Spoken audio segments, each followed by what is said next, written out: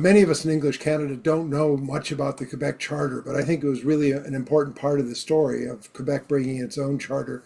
Aeneas, could you just describe a little bit the similarity or relationship of the Quebec Charter to the Canadian Yes, Charter? for sure. So Quebec adopted the Quebec Charter of Rights and Freedoms in 1975, so before Canada adopted its own.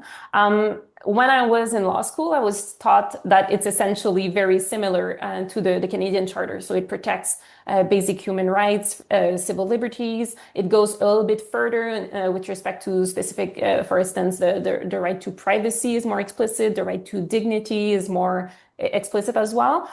What's troubling, though, and that may not be the topic of today's conference, but is how the Quebec government is gradually eroding this important piece of legislation to remove important rights protection and introduce new notions of collective rights, which have to be essentially balanced or even take precedence over individual rights.